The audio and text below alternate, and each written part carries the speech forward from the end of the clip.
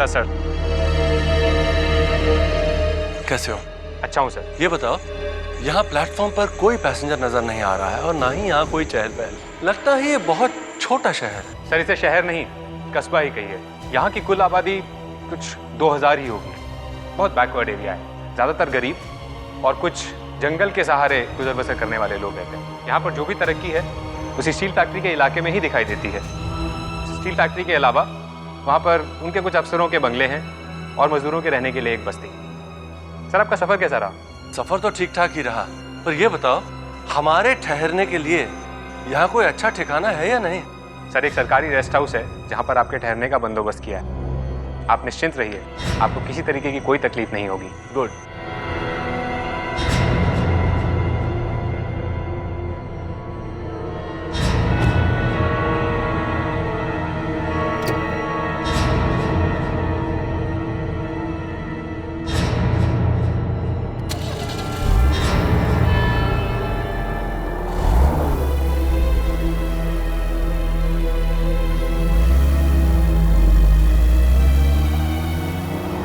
अच्छा राजवर्धन, ये बताओ ये उड़न तश्तरी का माजरा क्या है? इतना हड़कंप मचा हुआ है, अफवाहों का बाजार इतना गर्म है, आसपास के इलाकों में इतनी दहशत फैली हुई है। आखिर ये सब हुआ कैसे? सर 3 दिन पहले 18 सितंबर को घनी अंधेरी अमावस की रात थी। लगभग 12 बजे की बात है कि आसमान से कुछ अजीब सी आवाज आई। जंगल के मछुआरे नदी के किनारे कुछ मछली पकड़ रहे थे। जब उन्होंने आसमान की ओर देखा तो उन्हें एक आग का गोला तेजी से धरती की तरफ आता हुआ दिखाई दिया। जिस दिशा में वो आग का गोला गिरा, मछुआरे फौरन उस दिशा में भागे, लेकिन अंधेरी रात और जंगली रास्ता होने की वजह से उनको वहां पहुंचने में थोड़ा वक्त लग गया। जब तक वो वहां पहुंचे तब तक वो आग का गोला वापस आसमान में जा चुका था। तुमने कुछ तफ्तीश की? नहीं सर, कोई कानूनी कार्रवाई तो नहीं की क्योंकि इसकी कोई FIR दर्ज नहीं हुई है, लेकिन इस हादसे की जितनी भी जानकारी हासिल हो सकती थी वो मैंने हासिल की। यानी इस सारे मामले में उन मछुआरों के अलावा और कोई चश्मदीद नहीं है? हाँ सर, वो आग का गोला सिर्फ उन्हीं लोगों ने देखा है। बड़ी अजीब बात है, वो आग का गोला एक उड़न तश्तरी थी, ये खबर कहाँ से आई? इस सारे इलाके में दहशत कहाँ से फैली? दरअसल बात यह है कि यहाँ एक फॉरेस्ट रेंजर है, किरण मल्होत्रा। मुझे पक्की मालूमात है कि उन्होंने मछुआरों की बताई जगह का निरीक्षण किया है। उनकी तहकीकात के हिसाब से यहाँ पर एक भारी चीज उतरी थी। उनका कहना है कि उन्होंने कुछ 4-5 अजीब से पैरों के निशान भी देखे। उनके हिसाब से 18 सितंबर की रात मालदा के जंगल में लगभग 12 बजे एक उड़न तश्तरी उतरी थी। What rubbish! ये फॉरेस्ट रेंजर कौन होते हैं ये फैसला करने वाले कि वो एक उड़न तश्तरी थी? अरे हम इंसानों ने अंतरिक्ष में न जाने कितने सैटेलाइट भेजे हैं, ये उन्हीं किसी सैटेलाइट में से मलबा रहा होगा जो यहाँ गिर गया। खामखा दहशत फैला दी सब तरफ। मुझे तो लगता है कल सवेरे सबसे पहले मुझे उस फॉरेस्ट रेंजर से मुलाकात करनी होगी।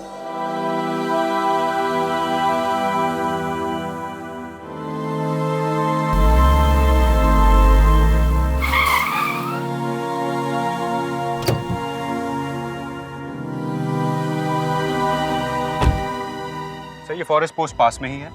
चलो।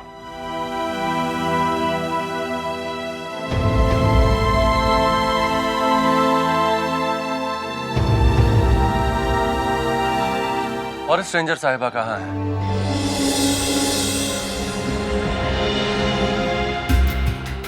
हेलो,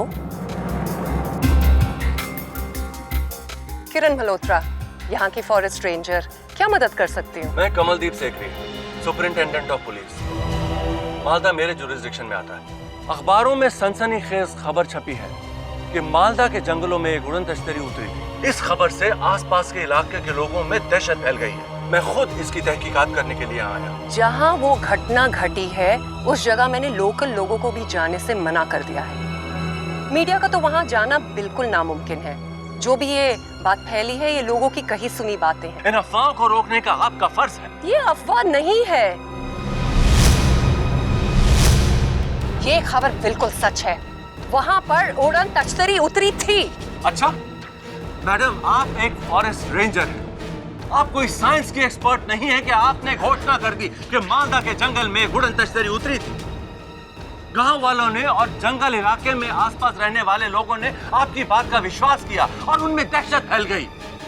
वैसे दुनिया में उड़न तश्तरी के देखे जाने के लाखों केसेस हैं, लेकिन उनमें से एक भी साबित नहीं हो सका। मैं जानती हूँ मैं क्या कह रही हूँ। मैं पढ़ी लिखी हूँ, साइंस ग्रेजुएट हूँ। जंगल और जानवरों से खास लगाव है मुझे, इसीलिए फॉरेस्ट रेंजर की पोस्ट पर हूँ। कोई माने या ना माने, सच यही है कि उड़न तश्तरी वहां पर उतरी थी। ये भी तो हो सकता है कि जो आग का गोला मछुआरों ने देखा हो वो महज आसमान का कोई टूटा तारा रहा। टूटे तारे आसमान से गिरकर वापस ऊपर नहीं उड़ जाते। इंसान ने हजारों उपग्रह अंतरिक्ष में भेजे हैं। ये भी तो हो सकता है कि किसी उपग्रह का मलबा धरती पे गिरा हो, कुछ टुकड़े छटक के वापस आसमान की तरफ गए हो और आप ये समझ रही हैं कि आसमान से एक आग का गोला नीचे गिरा और वापस आसमान में चला गया। तो वो अजीब से पैरों के निशान कहाँ से आए? साहब, वो निशान पैरों के हैं, उड़न तश्तरी से उतरे लोगों के पैरों के। यह मुमकिन नहीं है। एक उड़न तश्तरी आसमान से धरती पर आती है, उसके लोग नंगे पैर आके हमारे धरती पर घूमते फिरते हैं और वापस चले जाते हैं। That's nonsense। जिस जगह ये उड़न तश्तरी उतरी थी, ठीक उसी जगह के पास एक बस्ती है, जहाँ का एक 12 साल का लड़का तभी से गायब है जब से यह हादसा हुआ। सर, जंगल पोस्ट पर इस लड़के की गुमशुदगी की FIR दर्ज है। तफ्तीश से तो लगता है कि इसे कोई जंगली जानवर उठा ले गया। ये दोनों घटनाएं जुदा हैं। You're right, they're different। Forest ranger साहब, वैसे ही बहुत सनसनी फैली हुई है और अब आपका ये बयान कि परग्रही आकर हमारे यहाँ के बच्चों को अगवा कर रहे हैं, माहौल को और खराब कर देगा। बेहतर यही होगा कि आप इस बारे में किसी से कुछ भी ना कहें। मेरे ख्याल से बेहतर यही होगा कि आप जिस तहकीकात के लिए आए हैं उसे पूरा करें और जगह पे खुद चल के जगह का मुआयना करें।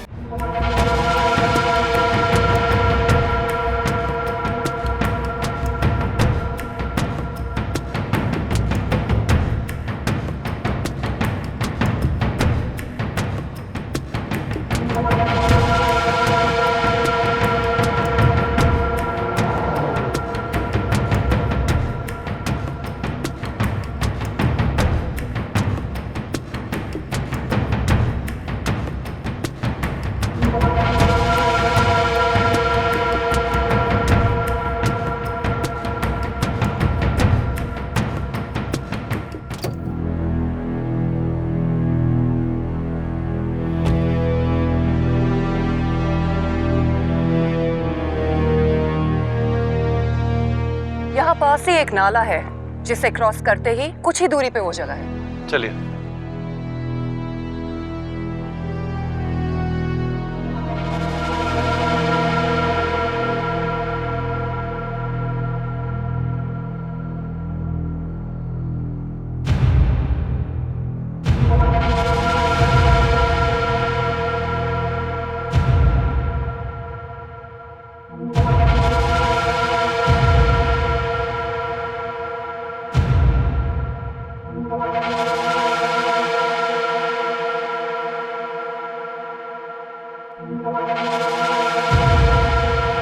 ये है वो जगह जहाँ उड़न तश्तरी उतरी थी।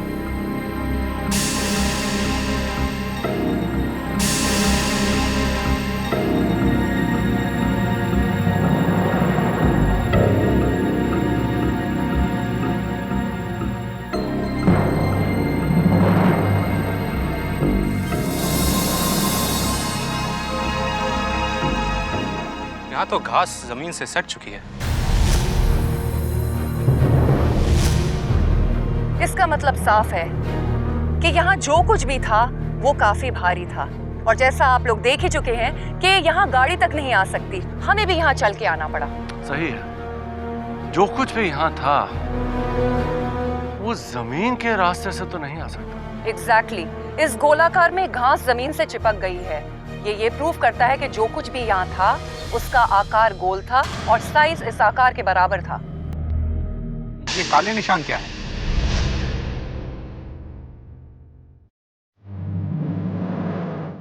ये घास और पौधे हैं जो गर्म हवाओं के तापमान से झुलस के काले हो गए हैं। और यहाँ देखिए, ये उन लोगों के निशान हैं जो उड़न तश्तरी से उतरे थे।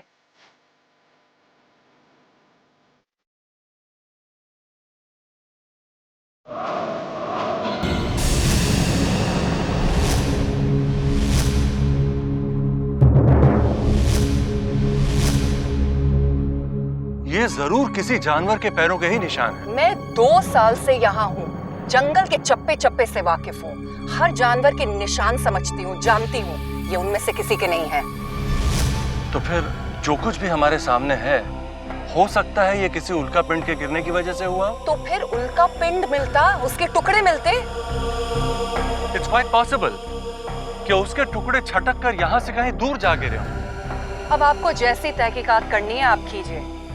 मेरे लिए तो मामला साफ है कि जो चीज यहाँ आई थी अब वापस जा चुकी है, लेकिन काफी सबूत छोड़ के गई है। जब मैं पहली बार यहाँ आई थी तो मुझे कई छोटे जानवर और कीड़े मकोड़े मरे मिले।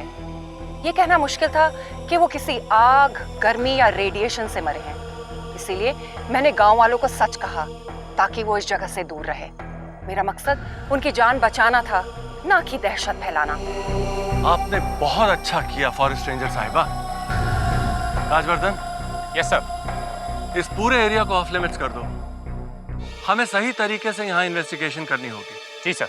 मैडम, आपने जो कुछ भी कहा हो सकता है वो सच हो, पर यह भी हो सकता है कि सच्चाई कुछ और ही हो।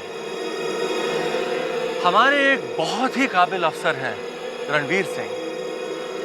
मैं फौरन ही स्पेशल ड्यूटी पर उन्हें यहां भेजने का बंदोबस्त करता हूं।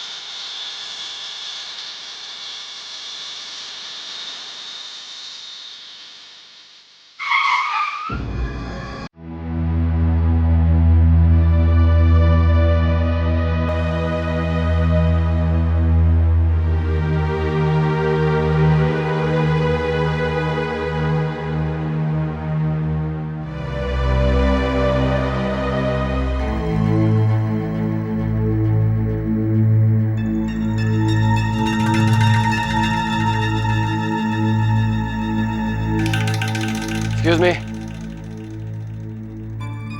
जी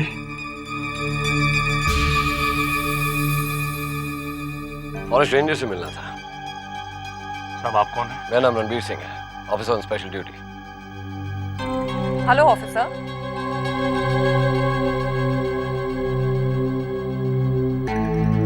किरण मल्होत्रा मल्होत्रा, यहाँ की forest ranger. Hi, Ranveer Singh. तो आपको यहाँ पे खास तहकीकात के लिए भेजा गया है? जी हाँ, इसकी बड़ी खूबसूरत वजह है। आप खैर, आप ही ने खबर दी थी कि यहाँ मालदा में उड़न तश्तरी उतरी थी। मुझे बताया गया है कि आप ऐसे ही केसेस में डील करते हैं। मैं उम्मीद रखती हूँ कि आप अपने सब्जेक्ट को अच्छी तरह से जानते हैं, क्योंकि मैं फालतू के जवाब दे दे के उकता चुकी हूँ। ठीक है, मैं आपसे ज्यादा सवाल नहीं करता, लेकिन उम्मीद रखता हूँ कि आप फॉरेस्ट वाले बिना पुख्ता सबूत के ऐसे दावे ना करें। हम लोगों के लिए तो सर्कमस्टेंशियल एविडेंसेस ही काफी होती हैं। अब पुलिस वाले जिस तरह से सबूत इकट्ठा करते हैं, आधे केसेस तो अनसॉल्व्ड ही रह जाते हैं। देखिए, आप उसकी फिक्र मत कीजिए। अगर उड़न तश्तरी इस जंगल में उतरी है तो मैं उसका सबूत जरूर खोज निकालूंगा। अपना ख्याल रखिएगा। जंगल काफी खतरनाक है। जहां तक हो सके अपनी तफ्तीश दिन ही में कीजिएगा। कमाल है, मुझे तो मालदा के जंगल बहुत ही खूबसूरत लग रहा है, और उससे ज्यादा खूबसूरत आप। सुखराम जी मैडम। साहब को जाकर वो जगह दिखाओ जहां उड़न तश्तरी उतरी थी। नहीं, सबसे पहले मैं उन लोगों से मिलना चाहूंगा जिन्होंने वो उड़न तश्तरी देखी थी।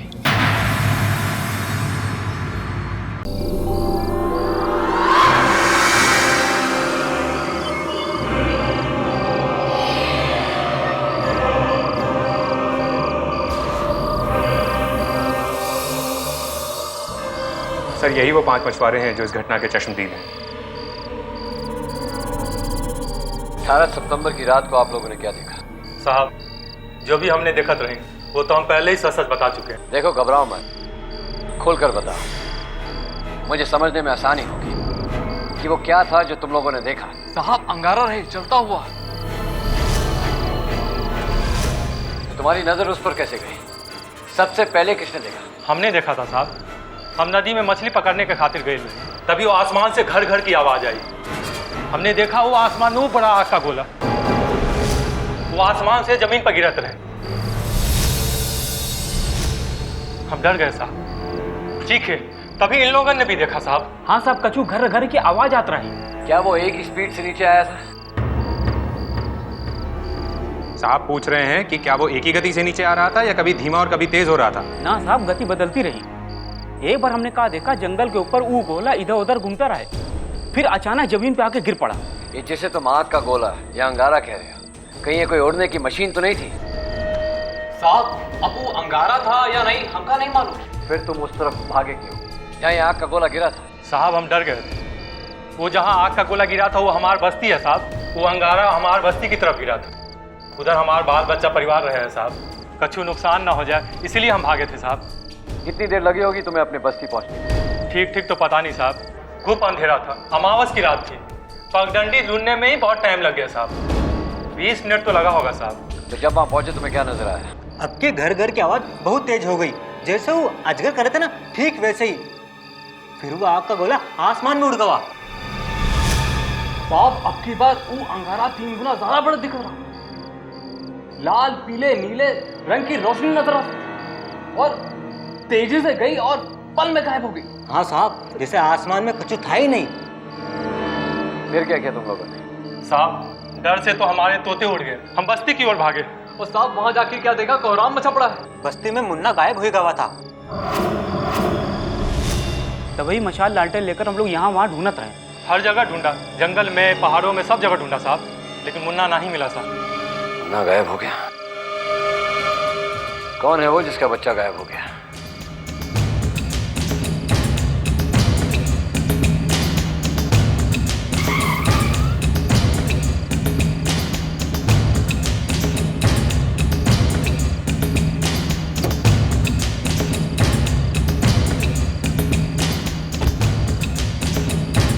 सर, ये है उस बच्चे के माँ बाप का घर। ए, उठो, साहब आए शहर से तुम्हारे बच्चे को ढूंढने के लिए। आराम से। ये कोई तरीका नहीं है इनसे बात करने का।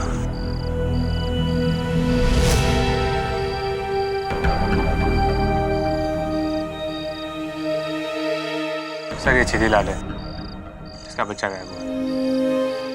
छेदीलाल, मैं जानना चाहता हूँ कि उस रात तुम्हारा बच्चा कैसे गायब हुआ? जो कुछ भी हुआ रहा साहब, अब सब इन लोगों को लिखवा दिए गए, पर इतने दिन हुई गए साहब, अब तक मुन्ना की कोनो खबर नहीं है। इस सारे पुलिसिये निकम्मे हैं, जब इनसे कोनो काम नहीं हुआ तो शहर से आपको बुलवा लाए। बड़े साहब, आप मुन्ना को खोजने गलत जगह पर आए हैं। अगर यहाँ होता तो हमारे सीने से लगा हुआ होता। छेदी, देखो, मेरा ये जानना जरूरी है कि उस रात हुआ क्या। क्या तुम मेरी इतनी मदद कर सकते हो? बड़े साहब, 5 दिन हुए गवा, हमार मुन्ना भूखा प्यासा बदहाल हुई। वो हमार बिना 2 मिनट नहीं रह सकत। उके कुछ होए गवा तो हम अपनी जान दे दे। मैं भरोसा देता हूँ कि मैं खुद हर संभव कोशिश करूंगा। छेदी, बताओ, ये घटना कैसे हुई? हमार मुन्ना अपन माई से कहकर लघु शंका दूर करने बाहर गया रहा, फिर उसके बाद अभी तक घर नहीं लौटा। बड़े साहब, एक ही बचा है हमार, होके बगैर हम उजर गए। हम आपके सामने हाथ जोड़त है, हमार मुन्ना ला दो। बच्चे की कोई तस्वीर है तुम्हारे पास? हाँ है ना।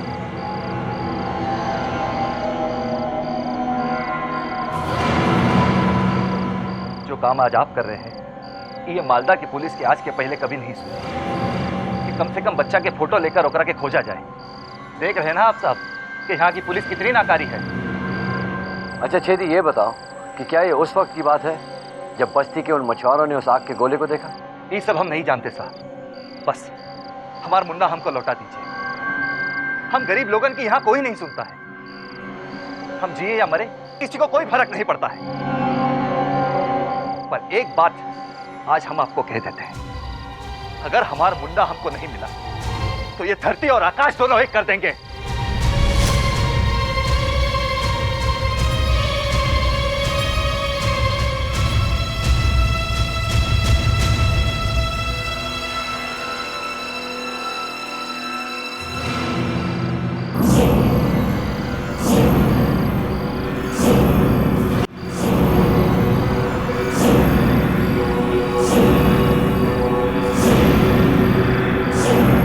एक आखिरी सवाल पूछता हूं मैं तुम दोनों से, सोच समझ के जवाब देना कि जिस वक्त तुम्हारा बच्चा घर के बाहर था, क्या बस्ती का कोई और आदमी घर के बाहर था? हाँ, सिर्फ 5 मछुआरे बाहर थे साहब।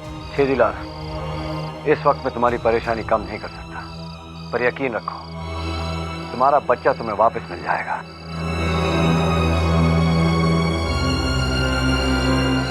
ये तस्वीर मैं रखता हूं।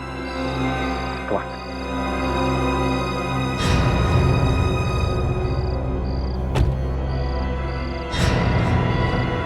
सर, आपने उसे कह दिया कि बच्चा मिल जाएगा, हम कहाँ से लाएंगे बच्चे को? बगैर पूरी कानूनी कार्रवाई किए तुम इस नतीजे पर कैसे पहुंच सकते हो कि बच्चा नहीं मिलेगा? जंगल में अपना कानून नहीं चलता है। जानवर भूख मिटाने के लिए दूसरे जानवरों का शिकार करते हैं। मालदा का जंगल खतरनाक शिकारी जानवरों से भरा पड़ा है। ऐसी घटना पहली बार नहीं हुई, यह हादसा सालों से होते आए हैं। राजवर्धन, तुमने कभी सोचा है कि अगर वो गायब बच्चा किसी जानवर का शिकार नहीं बना तो फिर क्या हुआ होगा? मगर सर, क्या हो गया? चुप क्यों हो गए?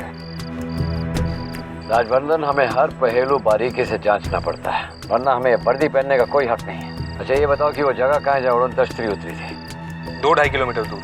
ठीक है, हम अभी वहाँ जाना चाहते हैं। लेकिन सर, उसके लिए काफी रास्ता पैदल चलना पड़ेगा। रात में जंगल में जाना काफी खतरनाक है, हमें वहाँ कुछ भी दिखाई नहीं देगा। क्या दिया ना, अभी चलेंगे वहाँ पे। Right sir.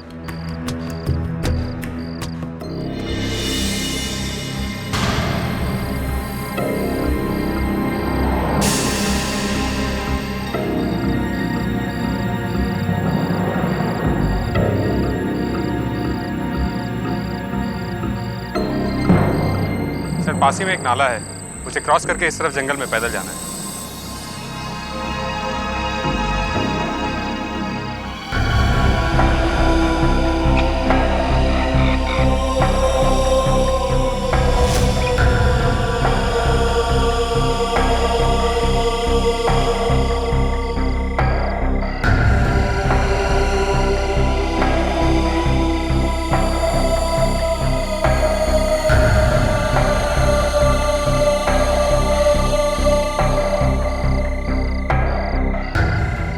है वो जगह।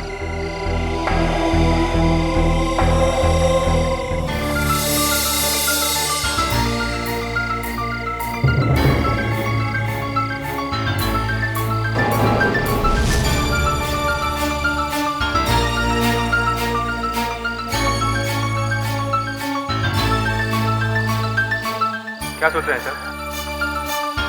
राजवर्धन, यहाँ कुछ न कुछ तो हुआ था। कोई भारी भरकम गर्मी पैदा करने वाली चीज जरूर थी, लेकिन वो आसमान के रास्ते से आए ये कहना मुश्किल होगा। लेकिन ये निशान देख रहे हो,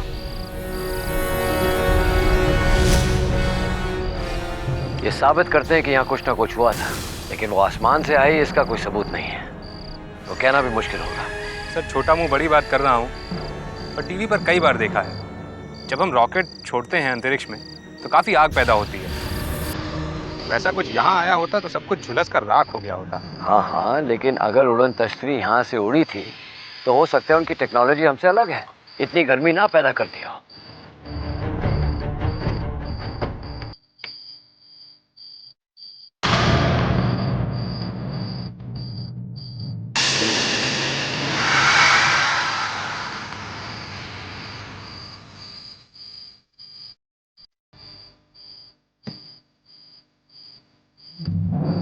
क्या देख रहे हैं सर? तुम्हारे सवाल का जवाब राजवर्धन, क्योंकि यहाँ जो कुछ भी था उसने कई 100 डिग्री की गर्मी पैदा की है। ये मिट्टी में मौजूद मिनरल्स पर इस तरह की हीट का जो केमिकल रिएक्शन होता है उसका सबूत है ये। बिना आग के इतनी गर्मी पैदा नहीं हो सकती। वक्त आने पर यह भी पता चल जाएगा। आइए सर, आपको वो निशान दिखाता हूँ।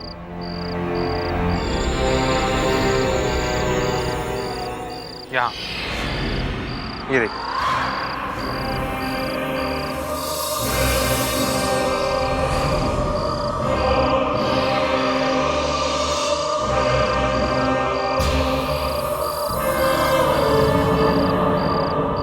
जानवर के पैरों के निशान तो हरगिज नहीं है। ये बात तो फॉरेस्ट रेंजर डंके की चोट पर कहती है। राजवर्धन, सड़क के रास्ते से यहाँ तक की दूरी तकरीबन 3-3.5 किलोमीटर की होगी, और जंगल से? सर बस्ती इस तरफ है, ज्यादा दूर नहीं है। पक्का नहीं कह सकता, ज्यादा से ज्यादा 1 किलोमीटर होगी। कम भी हो सकती है। हाँ सर। राजवर्धन, जहाँ हम खड़े हैं, अगर उड़न तश्तरी यहाँ उतरी है और अगर बस्ती के लोग अपने घर के बाहर हो तो उन्हें उड़न तश्तरी दिखाई देगी? हाँ सर, यकीनन। इसमें कोई शक नहीं कि अगर यहाँ उड़न तश्तरी हो तो बस्ती से साफ दिखाई देगी। यानी कि जिस समय उड़न तश्तरी यहाँ उतरी है, हमारी तफ्तीश के हिसाब से सिर्फ छेदी लाल का बेटा घर के बाहर था। हाँ सर, सुनने में तो यही आया। ठीक है। हाँ सुनो, आज के बाद उड़न तश्तरी के बारे में जो भी खबर आए सबसे पहले मुझे बताना। ऑलराइट, चलो।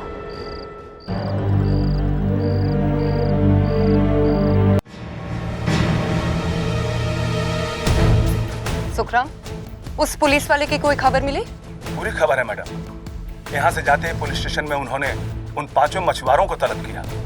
उन 5 मछुआरों ने वही सब कुछ बताया जो आपको बता चुके हैं। अच्छा, फिर वो उसी जगह गया होगा जहाँ उड़न तश्तरी उतरी थी? जी नहीं मैडम, पुलिस स्टेशन से वो सीधे उस बच्चे के माँ बाप से मिलने गया जो 18 सितंबर की रात से गायब है। ओह, इसका मतलब साफ है कि इस पुलिस वाले को भी उड़न तश्तरी वाली बात पर ज्यादा यकीन नहीं है। वो उसी केस की छानबीन कर रहा है जिसकी FIR दर्ज है। ऐसी बात नहीं है मैडम, ये ऑफिसर रात को उस जगह पे हो आया है जहाँ पे उड़न तश्तरी उतरी थी। अच्छा? जी मैडम, ये ऑफिसर अच्छा आदमी है, पर दिमाग छेदी लाल से भी अच्छी तरह बात करके आया है। सुना है यहाँ का इंस्पेक्टर राजवर्धन जो उनके साथ गया था उसे मना किया है यहाँ के लोगों से कड़क अंदाज में पेश आने के। अब वो जैसा भी आदमी हो, उसके लिए ये केस सॉल्व करना नामुमकिन है। एक तो इन्हें कानून के दायरे में रहना पड़ता है जिससे इनके हाथ बन जाते हैं, और कानून की आंखों पर तो पट्टी बंधी हुई है। ये लोग उन चीजों को सबूत नहीं मानेंगे जो कि हमारे लिए हकीकत है। मैडम, गांव वालों ने इस ऑफिसर से काफी उम्मीदें बांध ली हैं।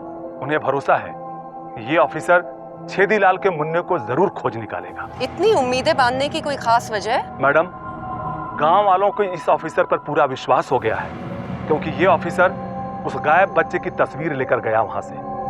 खुद छेदीलाल का मानना है कि ये काम पुलिस वालों को पहले करवा लेना चाहिए था। ये ऑफिसर जाते जाते आश्वासन देकर गया है कि उनका बच्चा उन्हें जरूर मिल जाएगा। झूठे दिलासे देकर ये गांव वालों के भोले भाले दिल को जीतना चाहता है।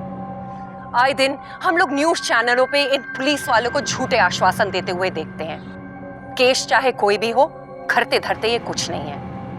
आखिर में होता क्या है, किसी भोले भाले बंदे के मत्थे पर ये जुर्म को थोप देते हैं और केस की फाइल को बंद कर दिया जाता है। आइंदा कोई फाइल बंद नहीं की जाएगी। राजवर्धन, पुलिस का काम है कि जब तक केस सॉल्व नहीं होता फाइल ओपन रखी जाएगी। बहुत खराब रिकॉर्ड है आपके पुलिस थाने का।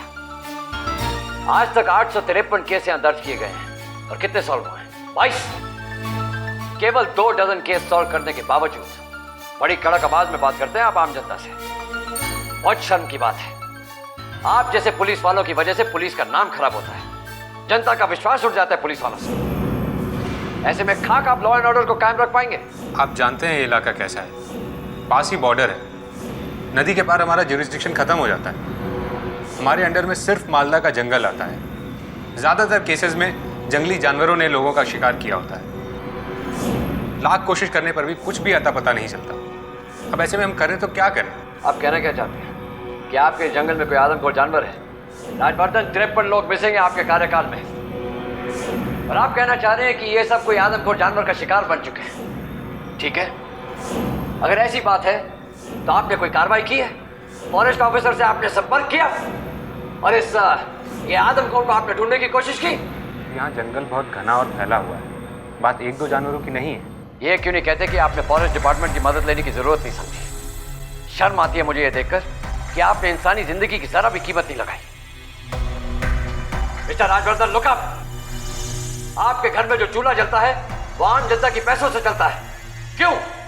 क्योंकि आप उनकी रक्षा करें, मुसीबत में उन्हें मदद पहुंचाएं। लेकिन मुझे नहीं लगता कि आपको अपने अन्नदाता की जरा भी चिंता है।